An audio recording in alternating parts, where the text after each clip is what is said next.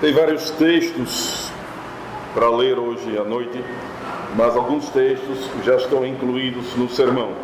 Eu só vou ler neste momento Gálatas, texto de Gálatas,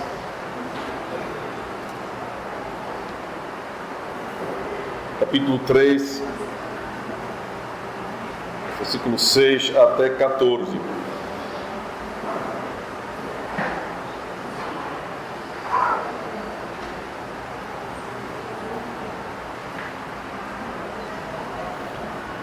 Um texto que está ligado com Gênesis 12, a promessa que Deus deu a Abraão: em ti serão abençoados todos os povos. Versículo 6. É o caso de Abraão, que creu em Deus, e isso lhe foi imputado para a justiça. Sabei, pois, que os da fé é que são filhos de Abraão. Ora, tendo a Escritura previsto que Deus justificaria pela fé os gentios, preanunciou o Evangelho a Abraão, dizendo: em ti serão abençoados todos os povos. De modo que os da fé são abençoados com o crente Abraão. Todos quantos, pois, são das obras da lei, estão debaixo da maldição. Porque está escrito: maldito todo aquele que não permanece em todas as coisas escritas no livro da lei, para praticá-las. E é evidente que, pela lei, ninguém é justificado diante de Deus, porque o justo viverá pela fé. Ora, a lei não procede de fé, mas aquele que observar os seus preceitos, por ele viverá. Cristo nos resgatou da maldição da lei, fazendo-se ele próprio maldição em nosso lugar.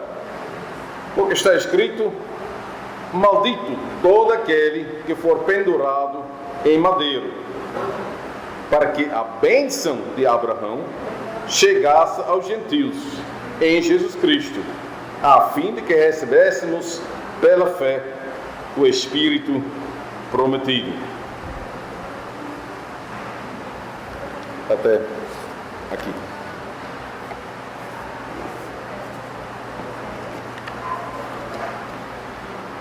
Queridos irmãos, irmãs, vou dizer também crianças, adolescentes, jovens em Cristo Jesus.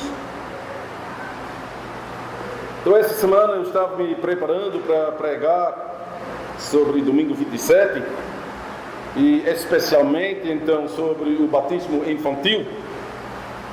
Então eu li o texto do nosso catecismo e depois também a forma para administrar o santo batismo aos filhos dos crentes. E enquanto estava lendo o texto, a segunda pergunta da forma, porque sempre quando uma criança é batizada, então são feitas três perguntas aos pais. E a segunda pergunta da forma chamou a minha atenção. A segunda pergunta da forma do batismo aos pais da criança é o seguinte, e diz: vocês, pais, vocês reconhecem que o ensino do Novo e do Velho Testamento que é ensinado nesta igreja é o verdadeiro e completo ensino da salvação? Não sei, mas não sei se alguém aqui já se perguntou por que esta pergunta está aqui na forma. Não é óbvio que os pais que fizeram a sua profissão de fé e que são membros da igreja acreditam na palavra de Deus e confessam que a palavra de Deus nos ensina o verdadeiro e completo ensino da salvação? Então, por que esta pergunta? Só para saber se os pais ainda acreditam na palavra de Deus? Não, irmãos. Existe mais atrás disso. Porque presta atenção, tem alguma coisa estranha nessa pergunta. Vou repeti-la. Vocês reconhecem que o ensino do Novo e do Velho Testamento que é ensinado nesta igreja é o verdadeiro e completo ensino da salvação?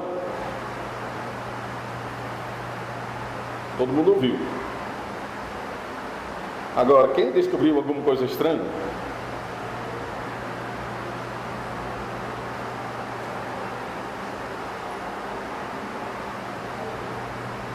Provavelmente ninguém. Então eu vou repetir mais uma vez. Vocês reconhecem que o ensino do Novo e do Velho Testamento que é ensinado nesta igreja é o verdadeiro e completo ensino da salvação? Provavelmente passa bem rápido e você não vai prestar atenção nisso, mas a pergunta fala em primeiro lugar sobre o ensino do Novo Testamento e depois sobre o ensino do Antigo Testamento. Pode ser que é um erro de digitação, mas é mais provável que a ordem é inversa e de propósito. Normalmente se você fala sobre a palavra de Deus, você fala sobre o Antigo e o Novo Testamento. E não inversa. O Novo Testamento e o Antigo Testamento. Essa mudança de ordem, eu acho que é de propósito. Quem não usa a ordem Antigo, Novo, então quer chamar a nossa atenção. Então a pergunta é, porque eu fiquei observando isso, e a pergunta é, existe um motivo para fazer isso? E a resposta é sim. Se você vai realmente cavar na história da igreja, você vai descobrir que existe um motivo, especialmente se nós estamos falando sobre o batismo infantil. As igrejas reformadas que defendem o batismo infantil sempre apontam para o ensino do Antigo Testamento a respeito disso. O batismo é um sinal da aliança que Deus tinha feita inicialmente com Abraão. Na época do Antigo Testamento, o sinal era a circuncisão. Mas no Novo Testamento foi instituído o batismo no lugar da circuncisão. E as igrejas reformadas acreditam na continuidade do Antigo Testamento para o Novo Testamento. Na continuidade da aliança da graça, que começou com Abraão e a sua descendência, que se cumpriu em Cristo Jesus, que instituiu o batismo no lugar da circuncisão. Depois do sacrifício dele na cruz, não era mais necessário derramar sangue. Porque o sangue que nós precisamos foi derramado pelo sacrifício de Cristo. E por causa disso, Cristo então instituiu um novo sinal, o batismo com água, que foi instituído depois da morte de Cristo, quando Cristo foi ressuscitado, Mateus 28. A aliança então ficou a mesma, mas o sinal mudou. No Antigo Testamento as crianças estavam incluídas e no Novo Testamento também, como Pedro diz aos judeus, Atos 2:38. A promessa é para vocês e para seus filhos e para todos que estão longe, diz Pedro, Novo Testamento. Agora, os anabatistas no século XVI, que não acreditavam na necessidade do batismo infantil, eles negavam o ensino do Antigo Testamento neste ponto. Elas diziam que a aliança que Deus tinha feito no Antigo Testamento com Abraão era uma aliança com Israel. Essa aliança começou com Abraão e existe até hoje, mas com Israel, elas diziam. E muitos evangélicos ainda repetem essa mensagem até hoje. A aliança com Abraão, elas dizem, é uma aliança com carne e sangue. Os judeus participaram porque eram descendentes de Abraão, carne e sangue de Abraão. A nova aliança que Deus fez com Cristo é uma aliança espiritual, uma aliança com crentes. E eles apontam para Marcos 16, versículo 16, onde está escrito: quem crer e for batizado será salvo. Quem, porém, não crer será condenado. Então, os batistas e outras igrejas que rejeitam o pé do batismo são dualistas e acreditam em duas alianças, uma com Israel e outra com a igreja, uma com Abraão e outra com Cristo. Elas separam o Antigo Testamento do Novo Testamento. Mas as igrejas reformadas sempre protestaram contra isso. Eles acreditam na continuidade do Antigo para com o Novo Testamento. As promessas feitas no Antigo Testamento se cumpriram no Novo Testamento. A aliança que Deus fez com Abraão no Antigo Testamento se cumpriu em Cristo e continua com a igreja de Cristo. A igreja é o novo Israel. Abraão é o nosso pai. E assim quero realmente continuar a pregar o Evangelho. O Deus de Abraão é o Deus que instituiu o batismo infantil. O Deus de Abraão é o mesmo Deus que instituiu o batismo infantil. Vamos prestar atenção a 3 pontos. Deus, Ele é o Deus da aliança. É muito importante esse aspecto da aliança. Ele é o Deus da família. Ele é o Deus da criança. Então, o Deus de Abraão, e você pode ver a continuidade. O Deus de Abraão é o mesmo Deus que instituiu o batismo infantil. Em primeiro lugar, vamos prestar atenção, Ele é o Deus da aliança. Então, Deus é o Deus da criança. Isso já ficou claro no início da criação. Quando Deus criou o homem e a sua mulher, Ele lhes disse, Gênesis 1, 27, sede fecundos, multiplicai-vos, enchei a terra e sujeitai-a. Nós chamamos isso o mandato cultural. Adão e a sua mulher receberam o mandato de cultivar a terra e desenvolvê-la. E para conseguir fazer isso, eles deviam se multiplicar e encher a terra. Eles nunca conseguiriam fazer isso, cultivar a terra sozinho. Eles deviam realmente se multiplicar e encher a terra. Por causa disso, Deus lhes abençoou e disse, sede fecundos. Deus, o Criador, então contava com as crianças e os netos e os bisnetos de Adão e Eva. Elas também deveriam ser envolvidas nessa obra gigante de cultivar a terra para a honra e glória de Deus. Adão e Eva constituíram a primeira família de fazendeiros que tinha recebido toda a terra para lavar, plantar, cultivar, construir, criar novas famílias, novos campos, novas cidades e novas culturas. Deus criou Adão e Eva com a possibilidade de ser fecundos e de procriar filhos. As crianças faziam parte do plano de Deus. Mas depois veio a queda, a decadência, a destruição da terra por causa do pecado. Deus viu isso e prometeu ajudar. Ele ia lhes dar ajuda, uma ajuda contra Satanás e contra o império do mal. E para realizar isso, nós podemos ler no Antigo Testamento que Deus chamou, num certo momento, Abraão de Ur. Porque por meio de Abraão, Deus ia ajudar o mundo. Por causa disso, ele disse a Abraão, E vamos para este texto, Gênesis 12.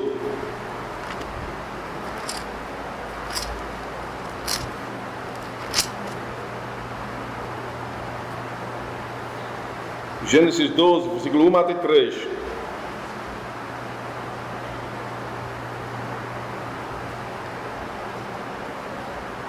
Ora, disse o Senhor a Abraão: sai da tua terra, da tua parentela e da casa de teu pai, e vai para a terra que eu te mostrarei. De ti farei uma grande nação, e te abençoarei e te engrandecerei o nome. Sê tu uma bênção. Abençoarei os que te abençoarem, e amaldiçoarei os que te amaldiçoarem. Em ti serão benditas todas as famílias da terra. Todas as famílias da terra. E nós sabemos que essa bênção de Deus se cumpriu em Cristo Jesus. É o Novo Testamento, Gálatas 3, nós já lemos essa parte. O Novo Testamento, Gálatas 3, revela isso. Está dizendo: Cristo nos resgatou da maldição da lei, para que a bênção de Abraão chegasse aos gentios em Jesus Cristo, a fim de que recebêssemos pela fé o Espírito prometido. Então a promessa feita a Abraão se cumpriu em Cristo Jesus.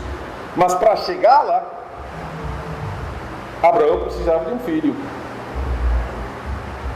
O filho da promessa. Então Deus fez uma aliança com Abraão. Vamos agora para Gênesis 17,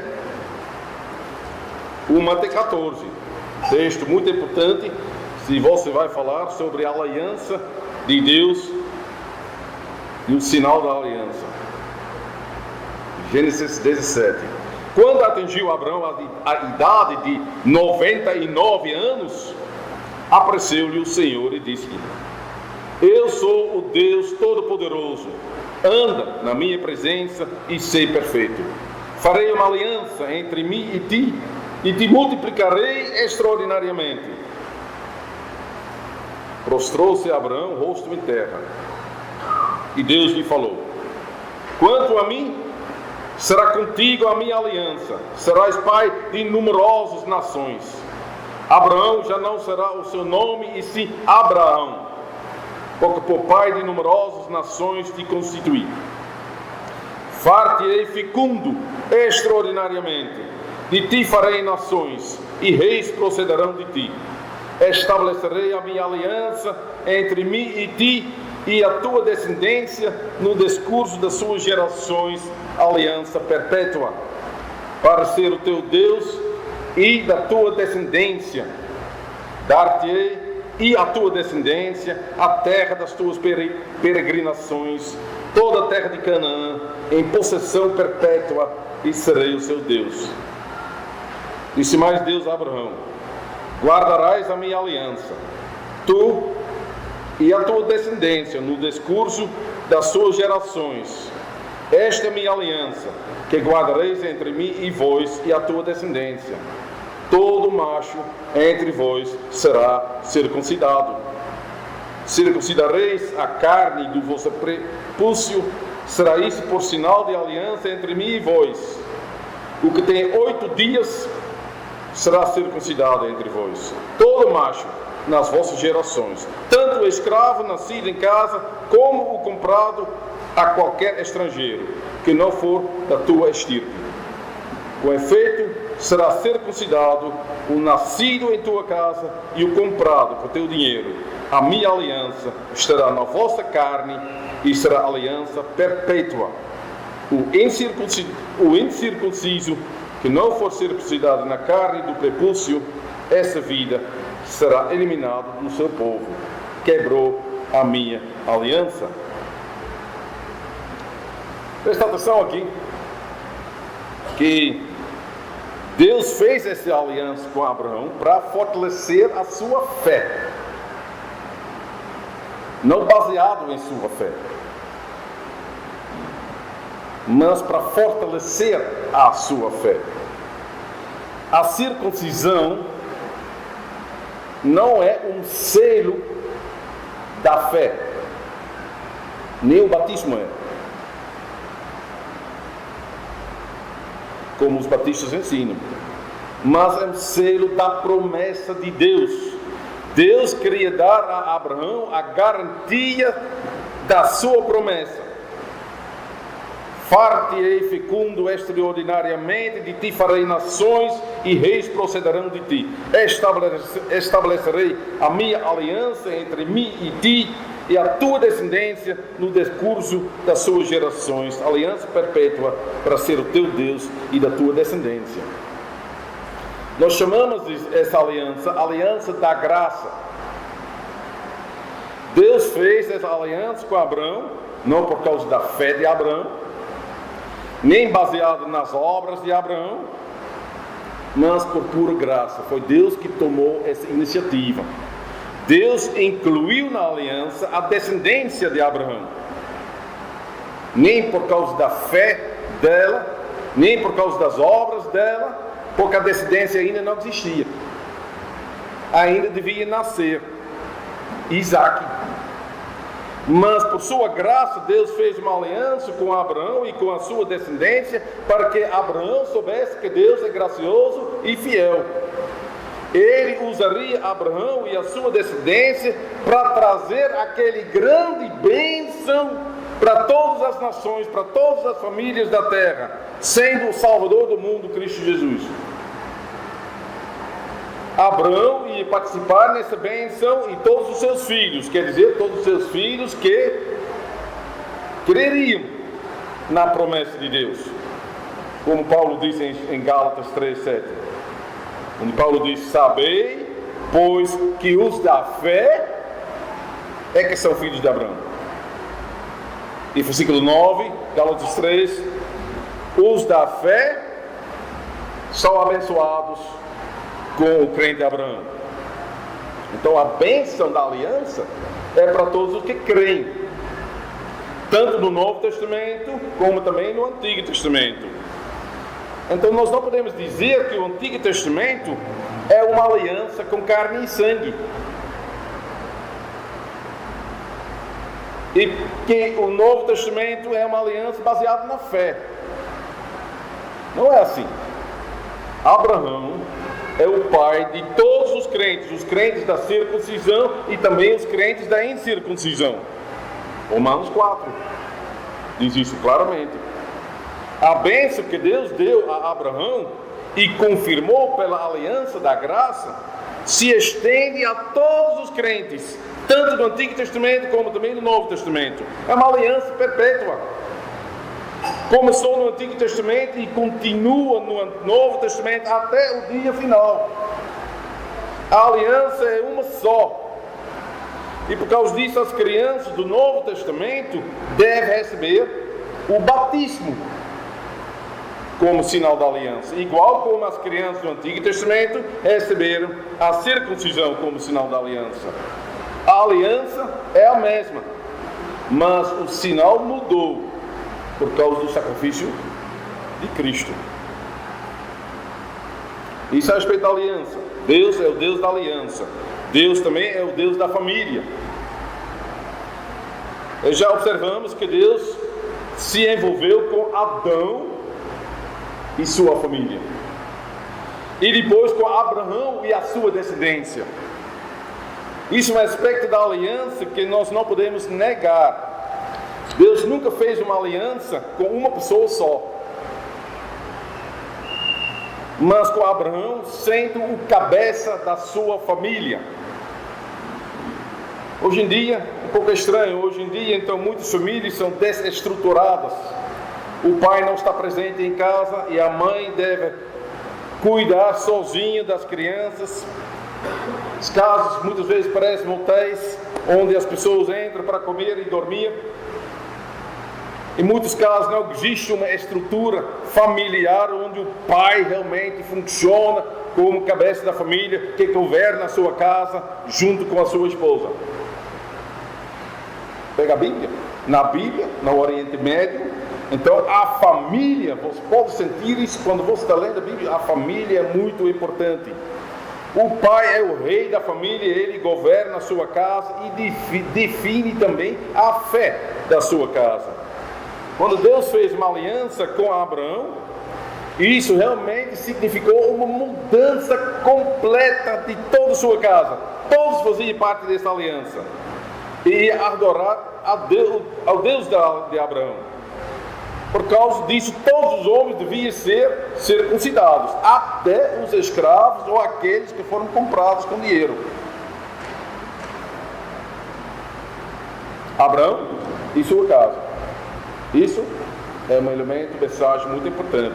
Pelo mesmo motivo, vimos Josué, em Josué 24, 15. Vimos Josué, quando eles estão ao ponto de entrar no país Canaã. Ele fala para o povo, ele diz para o povo: porém, se vos parece mal servir ao Senhor, escolheu hoje a quem servais.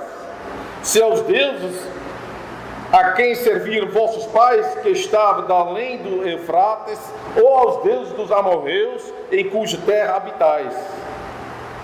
Mas eu e a minha casa serviremos ao Senhor. Ele disse: eu e a minha casa, nós serviremos ao Senhor. Deus fez uma aliança com o pai e com a sua família. E ele exige que o pai respeite isso. Por causa disso, a lei de Deus, em Deuteronômio 6, versículo 4 até 9, diz: ouve, Israel, o Senhor nosso Deus é o único Deus. Amarás, pois, o Senhor teu Deus de todo o teu coração, de toda a tua alma e de toda a tua força. Estas palavras que hoje te ordeno estarão no teu coração. Tu as inculcarás a teus filhos. É um mandamento para os pais. E delas falarás assentado em tua casa, andando pelo caminho, ao deitar-te, ao levantar-te, também as atarás como sinal na tua mão e te serão para frontal entre os olhos. E as escreverás nos umbrais da tua casa e nas tuas portas. Os judeus ainda fazem isso até hoje. Mas dá para ver como a lei do Senhor significava uma reforma completa da casa dos judeus. Dia e noite o pai devia meditar sobre a lei do Senhor, sobre a aliança de Deus. E não somente ele, mas também os seus filhos. E os filhos deviam seguir o quinto mandamento, que diz: honra teu pai e tua mãe. Até nos 10 mandamentos, então Deus conta com as crianças. Elas devem seguir o ensino dos pais, que ensinam às crianças os caminhos do Senhor. Por meio do quinto mandamento, Deus protege a vida familiar, o convívio entre pais e os seus filhos. Agora, quem entende isso, vai ler certos textos do Novo Testamento com outros olhos, em combinação com o ensino do Antigo Testamento. Você não pode separá-los. Se você vai separá-los, você realmente vai se desviar do caminho do Senhor. Você tem que ler com os óculos do Antigo Testamento, com os óculos do Antigo Testamento, você tem que ler também os textos do Novo Testamento. Por exemplo, tem os textos que falam sobre o batismo de algumas pessoas junto com a sua casa. Como, por exemplo, em Atos 16, 15. Lídia, ela foi batizada, e o texto diz: ela e toda a sua casa. E na mesma cidade, o carcereiro foi batizado, e o texto diz: e todos os seus. E Paulo, em 1 Coríntios 1, ele diz que ele batizou a casa de Estéfanas. Por quê? Lucas, em Atos, Paulo, em 1 Coríntios, usaram essa expressão.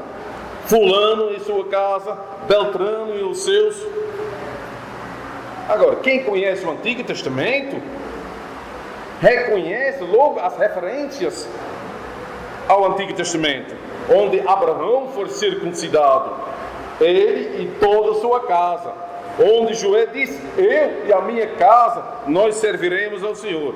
Essa maneira de falar nos lembra da aliança do Senhor, a aliança da graça que Deus fez no Antigo Testamento e que continua da mesma maneira no Novo Testamento. Deus não é um Deus de indivíduos, como hoje em dia tão popular, mas Deus é um Deus de famílias. E só assim podemos entender bem as palavras de Pedro, que disse no dia de Pentecostes: a promessa é para vocês e para os seus filhos e para todos que estão longe. Pedro diz isso porque ele aprendeu isso do seu mestre, Jesus Cristo. Ele aprendeu isso porque ele se lembrava do cascudo, da repreensão de Jesus que ele recebeu quando ele queria barrar os pais que chegaram com as crianças nas suas mãos para que Jesus as tocasse.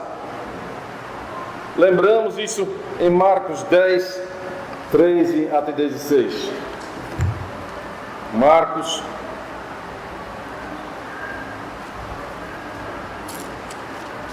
10, versículo 13 até 16. Quando você está eu vou esperar um pouquinho, porque vejo as pessoas procurar. É bom, pega o texto e olha também para o contexto. Antes disso, está dizendo, se fala sobre a questão do divórcio, discussão entre Jesus e os fariseus. Depois chega o versículo 13 até 16, e depois vem a história do jovem rico, certo? Depois vou dizer um pouco mais sobre isso. Então lhe trouxeram algumas crianças para que as tocasse, mas os discípulos os repreendiam. Jesus, porém, vendo isto, indignou-se e disse-lhes: deixai vir a mim os pequeninos, não os embaraceis, porque dos tais é o reino de Deus. Em verdade vos digo, quem não receber o reino de Deus como uma criança, de maneira nenhuma entrará nele. Então, tomando-as nos braços, impondo-lhes as mãos, as abençoava. Deus é o Deus das crianças. Esse pequeno trecho, então, que nós acabamos de ler, é muito interessante, irmãos.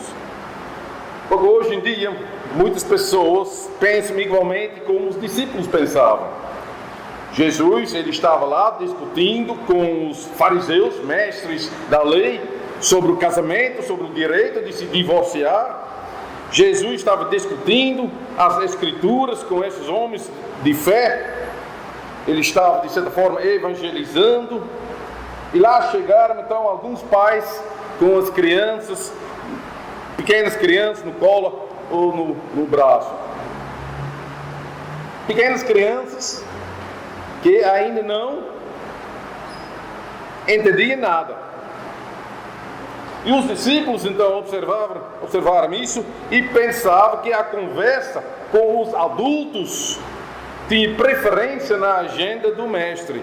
O mestre estava ocupado demais e não tinha tempo para tocar essas crianças. Então eles barraram os pais com as crianças e os repreendiam. Mas eles não conheciam bem o mestre Jesus Cristo. E nem prestavam atenção às palavras de Jesus que ele falou anteriormente. Porque, presta atenção, o que Jesus está fazendo? Jesus estava numa discussão sobre o casamento. Os fariseus queriam quebrar o casamento por qualquer motivo, sem pensar nas consequências, sem pensar nas crianças, que são sempre vítimas do divórcio. Jesus não concordou com os fariseus e ele os apontou para o início. Como era no início, quando Deus criou Adão e Eva, Deus lhes uniu, Deus instituiu o casamento no paraíso e depois disso ele protegeu o casamento pelo 7º mandamento. Deus protegeu o mandato cultural, Deus pensava nas crianças quando ele fez isso. Então, imagine. Então, exatamente naquele momento, então apareceram alguns pais com seus pequenos filhos para que Jesus os tocasse. E quando Jesus viu o que os seus discípulos estavam fazendo, ele indignou-se, diz o texto. Ele ficou bravo. Ele repreendeu os seus discípulos, Pedro, João, Tiago. Ele lhes deu um cascudo e disse: deixa vir para mim os pequeninos, não os embaraceis, porque dos tais é o reino de Deus. Está ouvindo, irmãos? Como Jesus podia dizer isso? Essas crianças ainda eram pequenas. Essas crianças ainda não podiam andar. Os pais deviam levá-lo no braço ou no colo. Então essas crianças eram da idade de Noé e de Natanael, o filho recém-nascido de Esaú e de Nísio. Essas crianças ainda não entendem nada. Essas crianças ainda não têm fé. Exatamente. Eu ia dizer, pois é. Mas apesar disso, Jesus disse: deixa vir a mim esses pequeninos, não os embaraceis, porque dos tais é o reino de Deus. E Jesus pode dizer isso porque não depende da fé para ser salvo, mas depende do sacrifício de Cristo Jesus, do nosso Salvador. Jesus Cristo decide sobre isso, e Jesus Cristo decide a quem Ele dará. Logo depois disso ele disse: quem não receber o reino de Deus como uma criança, de maneira nenhuma entrará nele. O que isso quer dizer? Isso quer dizer que o reino de Deus é como uma herança. Uma herança você recebe de graça. Uma criança tem nada e recebe as coisas de graça. Assim funciona também no reino de Deus. Nós não podemos ganhar o reino de Deus por meio das nossas boas obras, por meio do nosso ato de fé. A história que segue logo após das crianças prova isso. Logo depois dessas crianças veio o homem rico, que queria herdar o reino a vida eterna. Ele fez tudo para ser um bom filho do Pai, mas ele ainda não fez bastante. Ele devia vender tudo e dar aos pobres. Ele devia se tornar pobre para receber um tesouro no céu. Ele devia vender tudo e voltar e seguir Jesus Cristo. Porém, ele tinha muitos bens e ficou então muito triste. E Jesus disse para os seus discípulos, que um homem saiu, e Jesus disse para os seus discípulos: é mais fácil passar um camelo pelo fundo de uma agulha do que entrar um rico no reino dos céus. Um rico não pode entrar, uma criança sim. O rico deve se tornar pobre, a criança já é. Devemos deixar tudo e seguir Jesus Cristo para poder herdar o reino de Deus. Jesus é o herdeiro e Ele decide quem pode entrar, sim ou não. Ele divide a herança com todos os que creem nele. Ele dá de graça a todos que o Pai lhe deu. Então, tomando as crianças nos braços e impondo-lhes as mãos, os abençoava, disse o texto. Tem muitas igrejas que rejeitam o batismo infantil mas tem o costume que os pais apresentam os seus recém-nascidos filhos para serem abençoados na igreja. Então, por um lado, eles querem imitar este momento especial na vida de Jesus, mas por outro lado, elas dizem: a criança não tem fé, essa criança não pode ser batizada, essa criança não é salva ainda. Porque Marcos 16 diz isso: quem crer e for batizado será salvo. Eles não batizam as crianças, porque as crianças não têm fé. Elas são como os discípulos de Jesus, que acharam que Jesus não estava interessado nas crianças. Mas quem pensa assim está errado. Jesus quer os nossos filhos. Deus quer as nossas crianças. Jesus morreu na cruz para salvá-las. Elas precisam da salvação, porque também as crianças são pequenos pecadores. O profeta Davi já disse isso em Salmo 51: as crianças nascem na iniquidade e foram concebidas em pecado. Elas não podem entrar no reino de Deus sem Cristo. Elas precisam do sacrifício de Cristo e por causa disso devem ser batizados, para que os pais saibam que elas fazem parte da aliança da graça e participam dessa bênção em Cristo Jesus. Deus disse a Abraão: em ti serão abençoadas todas as famílias da terra. E o Novo Testamento confirmou isso. A promessa é para ti e para os seus filhos. E os apóstolos batizaram várias pessoas com as suas casas, incluindo os filhos, porque Deus quer as nossas crianças. Então, por causa disso, vamos louvar o Deus de Abraão, que é também o Deus dos nossos filhos e das nossas filhas. Amém.